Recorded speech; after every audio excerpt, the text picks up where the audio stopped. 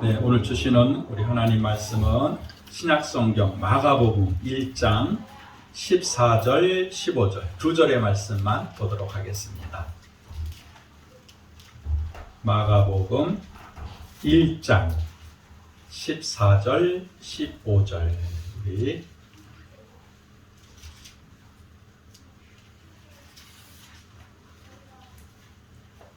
두 절 말씀이니까 같이 한번 우리 합독하도록 하겠습니다. 요한이 잡힌 후 예수께서 갈릴리에 오셔서 하나님의 복음을 전파하여 가라사대 때가 찼고 하나님의 나라가 가까웠으니 회개하고 복음을 믿으라 하시더라.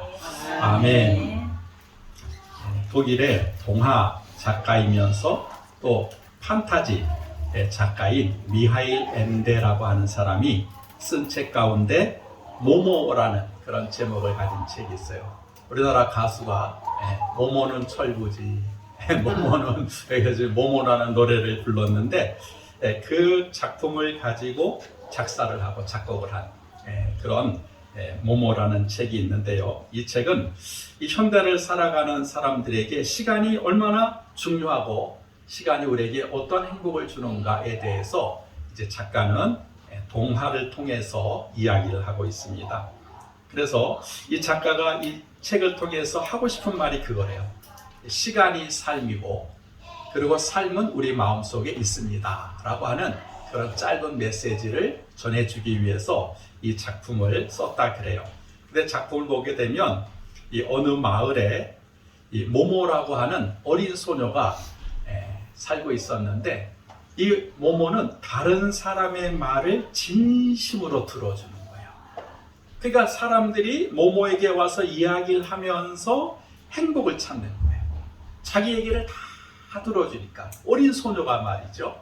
그러니까 이 마을 사람들이 이렇게 서로 간의 걱정 또 문제 이런 것들을 혼자만 가지고 있는 게 아니라 모모에게 와서 얘기를 하면 모모는 그걸 다 들어줘요. 그러니까 문제가 해결되고 그리고 사랑이 이렇게 움트는 그런 신앙 공동체가 됐습니다. 그런데 어느 날 그 회색 정장을 입은 사람들이 그 마을에 나타나기 시작을 했어요. 그리고 이 사람들이 다니면서 마을 사람들에게 뭐라고 얘기하면 시간은 중요한 겁니다. 여러분 이렇게 한가롭게 놀 때가 아닙니다. 열심히 일을 해야 됩니다. 부지런히 일을 해야 됩니다. 그렇게 이야기를 하니까 그 사람들의 말을 마을 사람들이 들으면서 그때부터 이제 또 현혹이 되기 시작을 한 거예요. 그래서 이전에 없던 일을 하기 시작을 하는 거예요. 매일 쉬지도 않고 일을 합니다. 그리고 아이들을 돌볼 시간이 없을 정도로 열심히 일을 하는 거예요. 예전에는 마을 사람들이 나누는 그런 아름다운 풍습이 있었다면 이제는 뭐예요? 더 많이 벌려고 하는 소유욕에 마을 사람들이 사로잡힌 거예요. 서로 간의 대화가 끊어지고 왕래가 끊어지고 그저 무조건 아침서부터 저녁까지 일만 하는 거예요. 시간을 아끼고. 시간을 허투루 쓰는 거는 죄입니다. 이 회색 정장을 입은 사람들이 다니면서 그런 얘기를 하니까 마을 사람들이 놀 시간이 없고 얘기할 시간이 없는 거예요. 그러니까 어느 날 갑자기 마을이 삭막해지게 되고 사랑이 사라진 모습을 어린 소녀 모모가 그걸 지켜본 거예요. 야, 왜 이렇게 됐을까? 하고 이제 그 회색 정장을 입은 사람들이 무슨 꿍꿍이가 있을까 하고 이제 조사를 해보게 되니까 이 회색 정장을 입은 사람들이 마을 사람들의 시간을 도둑질을 해가지고 시간 저축은행에다가 그 시간을 꼬박꼬박 쌓아두는 거예요. 마을 사람들에게 시간을 빼앗으면 빼앗을수록 마을 사람들은 더 바쁘게 일을 해야만 되는 거예요. 아, 여기에 비밀이 있구나 하고는 이제 그 모모하고 또 베베라고 하는 또 마스터 홀라라고 하는 그 세 사람이 의기투합을 해가지고 회색 정장을 입은 사람들을 쫓아내는 거예요. 그래서 동화를 보게 되면 마지막에는 회색 정장을 입은 사람들이 자기 정체가 드러나니까 하얀 연기가 돼가지고 휙 이제 공중으로 날아가면서 그렇게 이제 동화는 끝이 나게 됩니다. 그런데 그 잃어버렸던 그 시간, 빼앗겼던 시간을 되찾게 되니까 다시 마을 사람들이 서로 사랑을 나누게 되고 또 행복을 전하게 되고 일상으로 돌아가게 되더라 하는 그런 이야기를 이제 그 동화를 통해서 우리에게 이야기하고 있는 것이죠. 그래서 우리가 살아가면서 시간이 주는 행복, 또 시간이 주는 중요함이 우리에게는 굉장히 크다라고 하는 것을 우리는 알아야 됩니다. 이 고대 그리스 사람들은 시간을 두 가지로 생각을 했대요. 첫째가 뭐냐면 흘러가는 시간이 있다는 거죠. 우리가 하루라고 하는 시간이 있고, 또 하루가 꼬박꼬박 쌓이면 한 달이 되고, 한 달이 꼬박꼬박 쌓이면 1년이 되잖아요. 그래서 우리가 달력이 있고 시계가 있는 것처럼 그렇게 흘러가는 시간을 크로노스라고 그랬어요. 크로노스. 이거는 이렇게 흘러가는 시간. 두 번째 시간이 뭐냐면 정해진 시간이 있다는 거예요. 정해진 시간. 이게 딱 정해진 어느 때, 이게 정해진 시간이 있는 특정된 시간이 있다. 그 특정된 시간을 뭐라고 얘기하냐면 카이로스라고 얘기를 했어요. 그래서 이 고대 그리스 사람들은 두 가지의 시간 개념을 가지고 살았다 그래요. 오늘 우리가 읽은 본문이 굉장히 짧은데, 예수님이 세례 요한에게 세례를 받고 광야에서 금식하시고 나신 다음 가장 먼저 하신 말씀이 오늘 본문의 말씀이에요. 보게 되니까 때가 찼다. 하나님의 나라가 가까웠다. 그러니 회개하고 복음을 믿어라. 요거예요. 요게 예수님의 복음입니다. 다른 게 없어요. 예수님이 다른 마을로 가서 내가 복음을 전해야 된다. 요 말씀이에요. 거기서 제일 첫 번째가 뭐냐면 때가 찼다라는 말씀이에요. 때가 찼다. 목욕탕 가자가 아니라 여기서 말하는 때라고 하는 건 the time is fulfilled. The time has come 이라는 뜻이에요. 그 시간, 정해진 시간이 꽉 찼다. 그 시간, 정해진 시간이 왔다. 이런 뜻을 가지고 있습니다. 그래서 여러분 이 성경 원어를 보니까는 그 때라고 하는 그 시간, 더 타임을 크로노스, 흘러가는 시간이 아니라 정해진 시간, 카이로스라고 하는 그런 단어를 사용하고 있습니다. 그래서 예수님이 뭐냐면 지금은 정해진 시간이 됐다. 정해진 시간이 왔다 하면서 그 정해진 시간에 대해서 예수님이 말씀하고 있습니다. 그 시간이 지금 다 되었다. 여기에 여러분 의미가 하나가 있습니다. 그 의미가 뭐냐면 하나님께서 인류를 구원하기 위하여 메시아를 보내시겠다라고 구약에서 말씀을 하셨어요.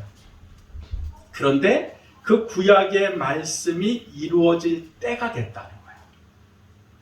여러분 유대인들에게는요 소망이 있습니다. 메시아가 오시면 나라를 회복하실 것이고 우리를 영원한 천국으로 우리를 인도하실 것이다. 이게 메시아 사상이라고 하는 그 사상이 지금도 유대인들은 가지고 있습니다.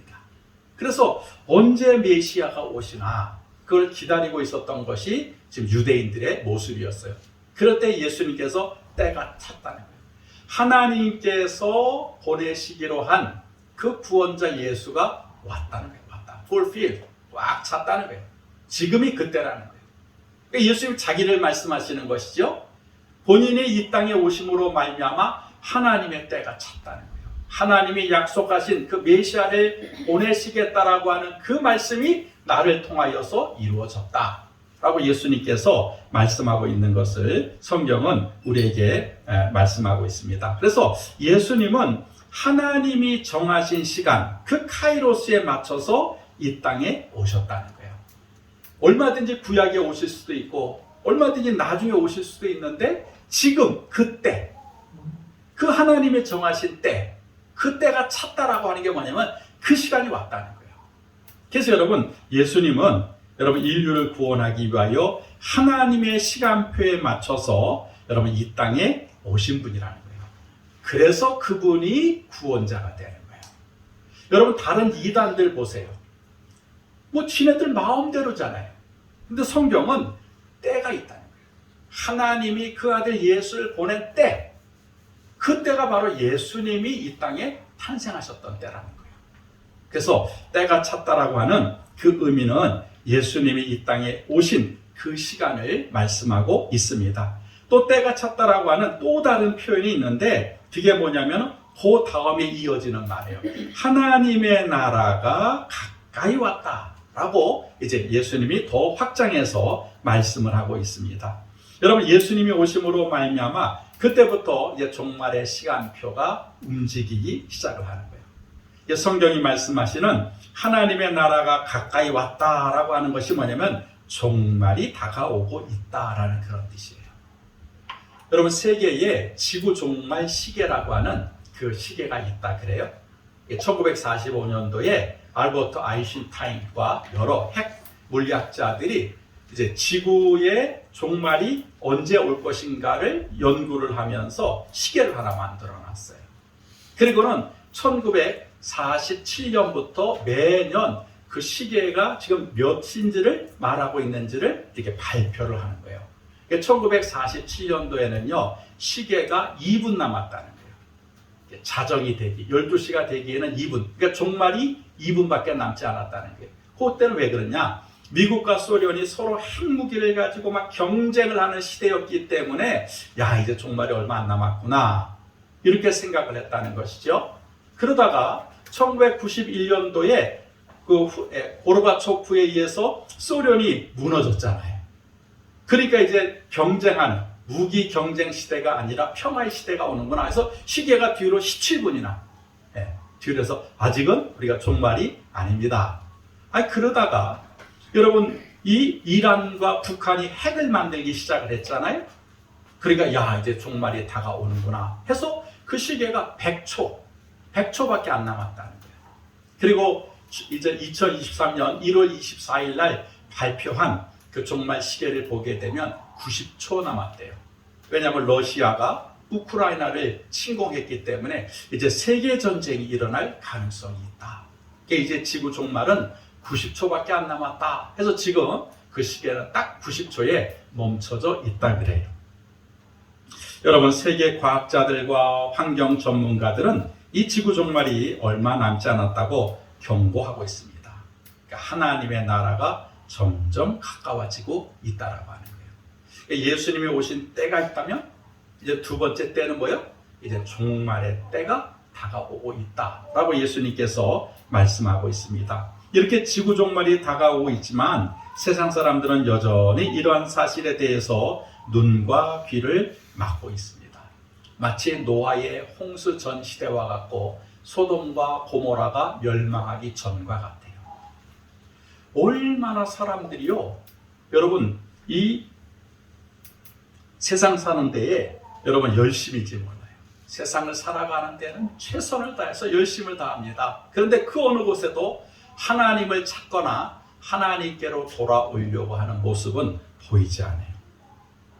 여러분 더 악한 모습을 보이고 있습니다. 그래서 예수님이 이 종말 직전의 모습에 대해서 예수님 당시 하신 말씀인데 오늘과 여러분 한번 비교를 한번 해보십시오. 누가복음 17장 16절에 보니까 예수님이 하신 말씀이에요. 노아의 때에 된 것과 같이 인자의 때에도 그러하리라. 노아가 방주에 들어가던 날까지 사람들이 먹고 마시고 장가들고 시집가더니 홍수가 나서 저희를 다 멸하였으며 또 롯의 때와 같으리니 사람들이 먹고 마시고 사고 팔고 심고 집을 짓더니 롯이 소돔에서 나가던 날에 하늘로서 불과 유황이 비오듯 하여 저희를 멸하였느니라. 인자에 나타나는 날에도 이러하리라 라고 말씀하고 있어요. 여러분 어떻습니까? 지금 노아의 홍수 전이나 소돔과 고모라가 불과 유황으로 멸망하기 전이나 지금 우리가 살고 있는 지금 이 시대나 여러분 똑같아요.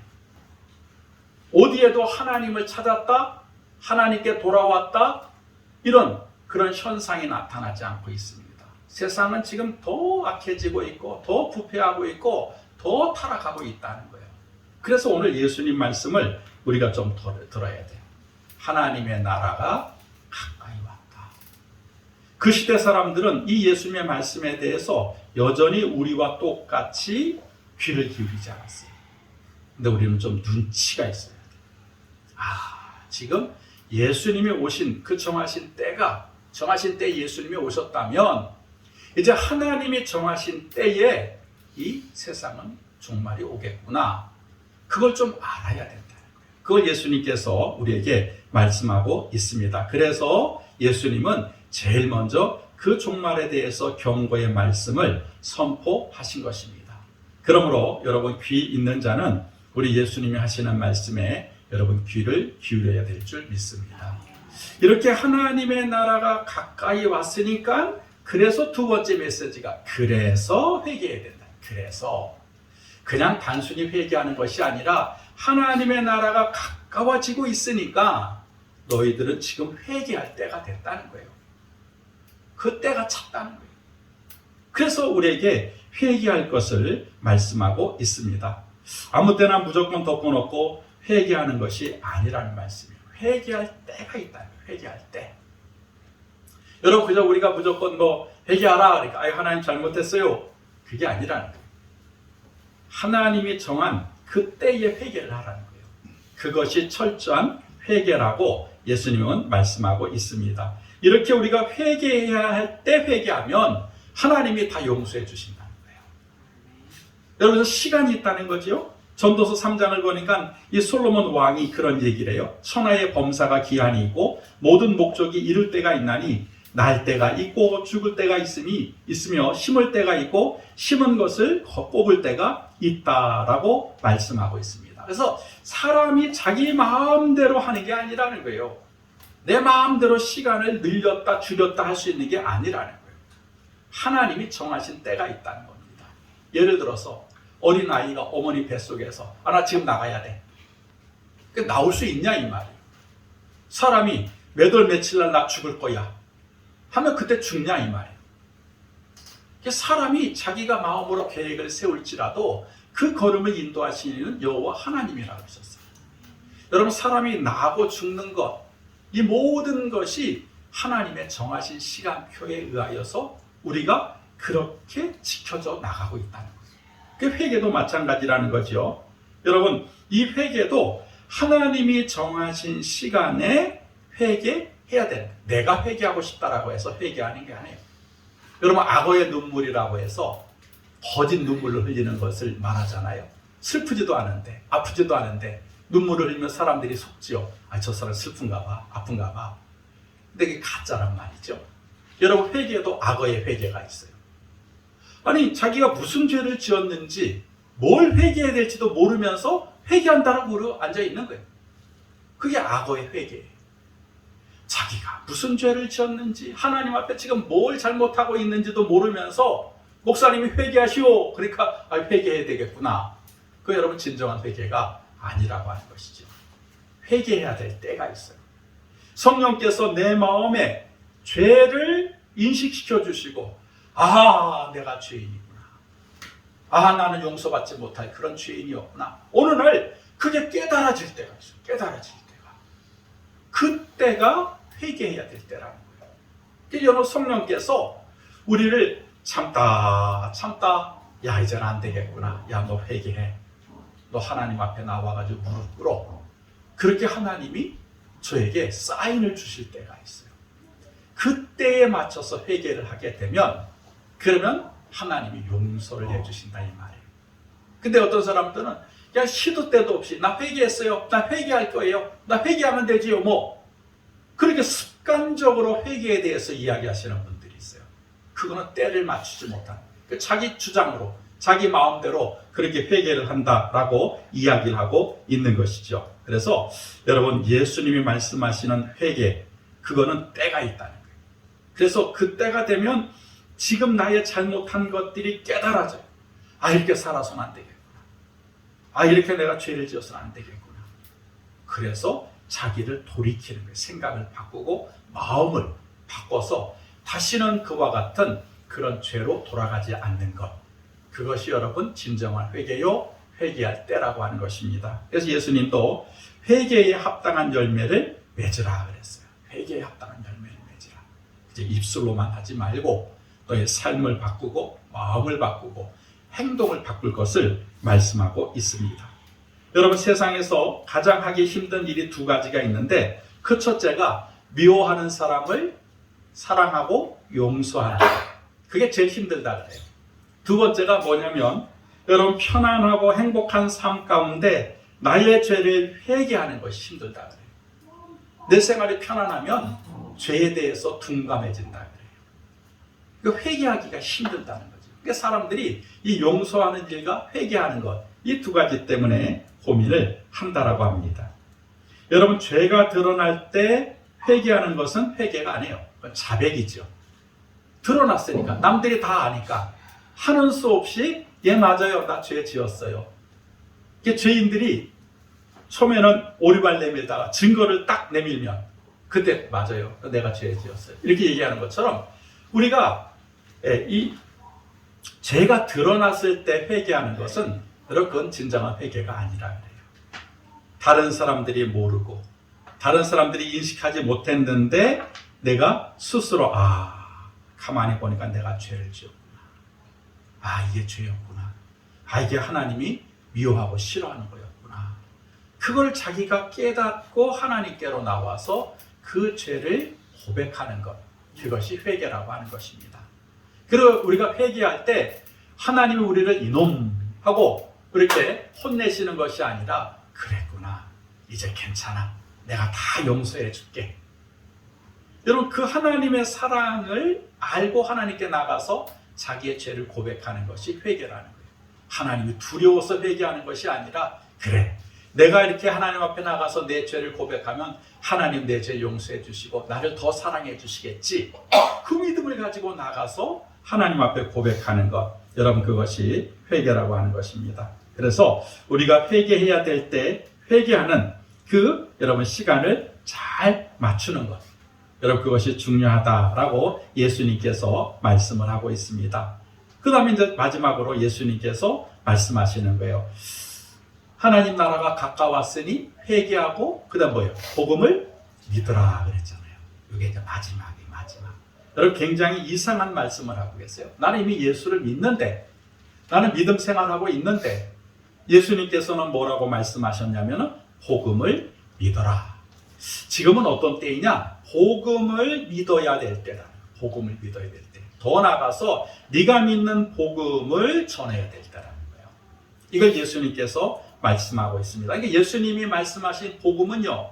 메시지는 간단해요. 하나님 나라가 가까웠다. 종말이 다가오고 있다. 그게 너희들은 깨어 기도하고 있어라. 그러니까 너희들은 회개하고 있어야 돼.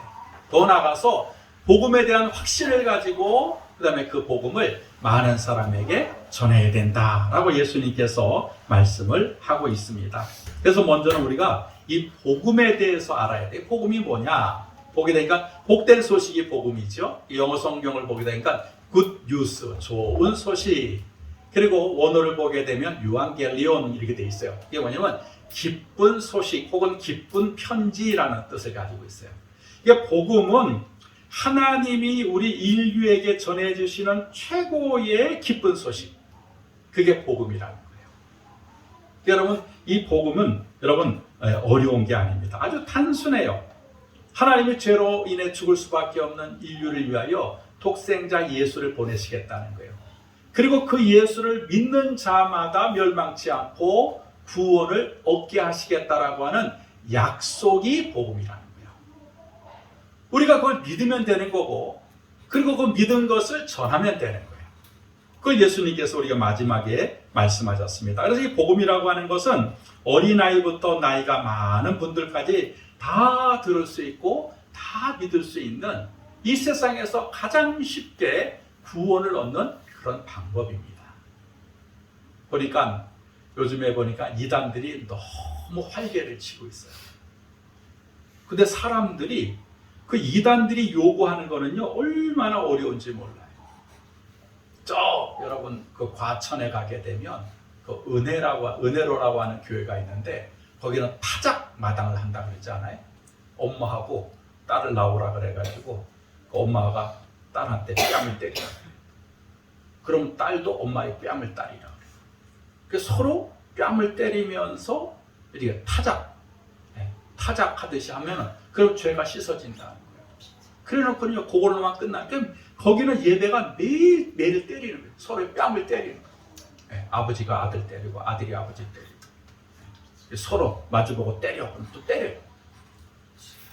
그러고는요 뭐라 그러냐면 모든 재산 다 팔아가지고 교회에다 내라. 근데 사람들이 그 재산을 다 팔아가지고 옛날에 박태선이와 똑같아요. 신앙촌에 말이죠. 그러니까 먹고 살 게 없잖아요. 그러니까 뒤에다 컨테이너를 하나씩 갖다 놓고는요 거기서 살아나는 거예요.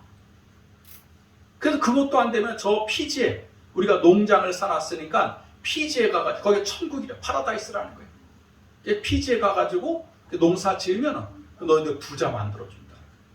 그 사람들이 속아가지고 피지에 가면 여권을 다 뺏어. 그런 이른 새벽부터 늦은 저녁까지 노동을 해야 됩니다. 그런데도 거길 믿고 앉아 있어요.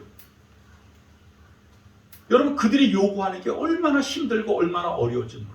근데 우리 하나님이 우리에게 요구하는 건 얼마나 쉬워요. 하나님의 아들 되시는 예수만 믿으면 된다는 거예요. 다른 거 소용없다는 거예요. 예수만 믿으면 나도 구원시켜 줄 거고 영원한 생명을 주겠다. 여러분, 이렇게 쉬운 복음이 어디 있습니까? 근데 거기에는 귀를 기울이지 않고 뭐 이상한 신천지 또 뭐 안상홍 뭐 이런 데 가가지고 거기서 구원을 받겠다고 그러고 있는 걸 볼 때 여러분, 우리 사람들이 얼마나 어리석는가 하는 거예요. 왜요? 복음을 모르고 복음을 안 믿기 때문에 그렇다. 여러분, 그래서 우리는 이 복음을 믿어야 될 줄 믿습니다. 근데 많은 성도들이 이 복음을 믿지를 못해요. 성경을 읽어도 믿지 않고 말씀을 전해도 믿지 않습니다. 특별히 지식이 높으신 분들은 전혀 믿으려고 하지 않아요. 그분들이 주장하는 게 뭐냐면 이해되면 믿을게요 그래요. 성경을 읽다가 말씀을 듣다가 내가 이해가 되면, 내 머리로 이해가 되면 그러면 내가 믿을게요. 여러분, 착각이에요. 창세기 1장 1절부터 우리 믿을 게 없어요. 태초에 천지를 하나님이 창조하십니다. 이 말이 됩니까? 그리고 하나님이 빛이 있으라니 빛이 짠 나타났대요. 이게 믿어지게 됐냐 이 말이죠. 그리고 사람을 흙으로 빚자며 그 코에다가 하고 바람을 불어넣으니까 사람이 살아있는 생명이 되었다. 믿어지지가 않아요. 이해가 안 되는 겁니다. 아브라함이 100살 때 아들을 낳았대요. 이거 과학적으로도 안 되는 거 아니에요? 그리고 바위를 갖다 지팡이로 치니까 거기가 쫙 갈라지더니 물이 솟아나더라. 막 파도가 넘칠넘칠대는 홍해 바다에다가 지팡이를 대니까 바닷물이 쫙 갈라졌다는 거예요. 여호수아가 태양아 멈춰라 그랬더니 태양이 이렇게 기울였다가 딱 멈췄다는 거예요. 이런 것들이 어떻게 이해가 되고 어떻게 믿어지겠냐 이 말이에요. 그러니까 여러분, 지식인들, 현대인들이 왜 예수를 안 믿는가? 왜 교회를 안 가는가? 도대체 성경, 기독교 이거 과학적이지 않다는 거예요. 이거 이해가 안 된다는 거예요. 이게 수렁털이라는 거예요. 여러분, 그러나 여러분, 우리는 믿잖아요. 왜 믿습니까? 우리 안에 성령이 조명을 해주시는 거예요. 성경을 읽을 때 내 지식으로 읽는 것이 아니라 성령께서 오셔서 가르쳐 주시는 거예요. 이해를 시켜 주시는 거예요. 그 하나님 말씀이 꿀송이 같은 거예요. 그래서 이렇게 되는 거구나. 이 말씀이 이 말씀이구나. 아멘. 아멘. 하나님 말씀 읽는 게 너무너무 재미난 거예요. 설교를 들을 때도 마찬가지. 목사님이 이해가 안 되는 말씀이 아니라 하나님이 지금 나에게 이렇게 하라고 말씀하시는 거구나. 그게 받아들여지고 믿어지는. 왜요? 내 안에 성령이 나를 도와주시기 때문에 그렇습니다. 여러분, 그래서 만약에 우리가 성경을 읽고 말씀을 들을 때 믿어지지 않고 이해가 되지 않을 때 여러분, 기도하시면 돼요. 성령님, 나를 좀 도와주세요. 하나님 말씀이 이해가 되고 하나님 말씀이 믿어지게끔 하나님 나를 좀 도와주세요. 그러면 놀라운 일들이 일어납니다. 내 안에서 그것이 이해가 되고 내 안에서 그것이 믿어지고 그게 묵상이 되는 거예요. 그리고 그 말씀이 내 등의 길이요 내 발의 빛이 되어서 내 인생길을 인도하는 그런 말씀이 되어지고 있는 것입니다. 그래서 우리는 이 성령의 도우심을 통하여서 우리는 먼저 하나님을 믿어야 됩니다. 그런데 내가 알지도 못하고 믿지도 못하는 것을 전한다는 것은 여러분, 어리석은 것이죠. 복음이 그렇다는 거예요. 왜 우리가 전도를 못하는가? 왜 우리가 나가서 증거하지 못하는가? 내가 확실히 안 믿어지니까, 내가 확실히 이해가 안 되니까, 나도 믿지 못하고 나도 이해가 안 되는 걸 누구한테 전하겠냐 이 말이에요. 그래서 우리가 전도를 못하는 거예요. 근데 전도하기 위해서는 내가 먼저 믿어야 되는 거예요. 내가 먼저 확신하고 내가 먼저 믿어줘야 되는 거예요. 그러면 이거 나가서 안전할 일이 없는 거지. 전해야 되는 거예요. 여러분, 사도 바울이 그러지 않았습니까? 사도 바울은 율법학자예요. 지금 말하게 되면 서울대학교 교수입니다. 교수, 법학과 교수예요. 성경에 대해서는 전문가예요. 그런데 그는 하나님을 믿지 않았어요. 그러니까 예수 믿는 사람들 잡아 죽이러 다녔잖아요. 문자적으로 율법은 자기가 믿었을지 몰라도 하나님의 본심을 모르는 사람이었어요. 그래서 다메섹에 가다가 거기서 예수를 만나지 않습니까? 바울아, 바울아, 네가 왜 나를 핍박하느냐? 누구세요? 나는 네가 핍박하는 예수다. 거기서 바울이 뒤집어지는 거예요. 영적으로 예수를 만난 겁니다. 인격적으로 예수님을 만나는 거예요. 그 다음에 여러분 성경 읽어보면 어떻게 되는지 아십니까? 지금 자기가 그 성에 들어가서 예수 믿는 사람을 잡아 죽이려고 했는데 그 성에 들어가자마자 뭐라고 고백합니까?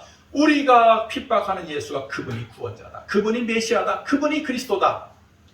복음을 전합니다. 그러니까 그 성에 있는 사람들이 거짓말. 저거 조금 전까지만 해도 우리 잡아 죽이려고 했던 사람인데 그렇게 속여서 우리를 갖다가 잡으려고 하는구나. 근데 바울은 완전히 변화가 된 거예요. 자기가 믿었고 자기가 확신했으니까 가는 곳마다 복음. 사람들이 돌을 집어다가 저 미친놈 하고 집어던지잖아요. 바울한테. 근데도 복음은 여러분 바울을 통해서 그 입술을 통해서 끊어지지 않고 아시아를 전도하고 유럽까지 나가서 전도하는 역사가 일어나게 된 것입니다. 바울은 자기가 믿었고 자기가 확신한 그 복음을 거리에 나가서 여러분 전할 수 있었던 것입니다. 또 한 사람이 있어요. 여러분 사마리아 수가성에 한 여인이 있었습니다. 근데 그 여인이 우물가에 왔다가 물을 길기 위해서 우물가에 왔다가 예수님을 만나요. 그러니까 그 물동아리를 집어던지고 마을로 들어가서 뭐라고 얘기를 하냐면 와 보라 이는 그리스도가 아니냐 그래요. 근데 이 여자는 인생이 기구한 여자거든요. 지금 살고 있는 남편이 6번째예요. 그러니까 벌써 5번 남편을 갈아치우고 6번째 남편과 사니 인생이 꼬일 대로 꼬인 여자지요. 그런데 그가 예수를 만나니까 삶이 바뀌어지는 거예요. 나가서 전도하잖아요.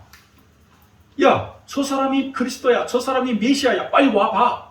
그러니까 마을 사람들이 여러분 그 여인의 말을 듣고 다 예수님께로 나옵니다. 그 예수님 말씀을 듣고 난 다음에 그들이 이렇게 고백을 해요. 뭐라고 고백을 했냐면 이제 우리가 믿는 것은 너의 말을 듣고 믿는 것이 아니라 우리가 친히 듣고 그가 참으로 세상의 구주신 줄 이제는 우리가 알았다. 이제 사마리아 성, 수가성이 뒤집어지는 거예요. 한 사람이 예수를 만나서 복음의 확신을 가지고 전도했자 마을 사람들이 다 믿어버리게 되고 그렇게 세워진 교회가 사도행전에 보니까 사마리아 교회라고 성경은 말씀을 하고 있습니다. 한 여자가 인생이 꼬인 여자가 예수 만나가지고 예수 믿고 예수 전하다 보니까 여러분 그 마을 전체가 교회가 됐다는 것이죠. 여러분 이렇게 내가 믿고 전할 때 그것이 믿지 않는 사람들에게 복된 소식이 되는 것입니다. 그렇게 여러분 이러므로 우리가 복음을 믿고 마지막 때에는 복음을 전할 때가 됐다라고 예수님께서 말씀하고 있습니다. 그래서 지금 이 순간에도 우리에게는 시간이 흘러가고 있어요. 흘러가는 세상의 시간과 하나님의 정하신 시간 그 사이에서 우리가 살아가고 있습니다. 그래서 우리가 어디에다 시간을 맞추느냐 하는 것이 굉장히 중요하다는 거예요. 오늘 성경에 보니까 때가 찼다. 너의 시간, 인생의 시간표를 세상에 흘러가는 시간에다 두지 말고 하나님의 정하신 그 시간에다가 맞추라는 거예요. 그리고 시대를 분별하는 거예요. 이제는 지금 하나님의 나라가 가까워지고 있구나. 그래서 우리가 회개해야 되겠구나. 그리고 복음을 믿고 이 복음을 땅끝까지 우리가 증거해야 되겠구나.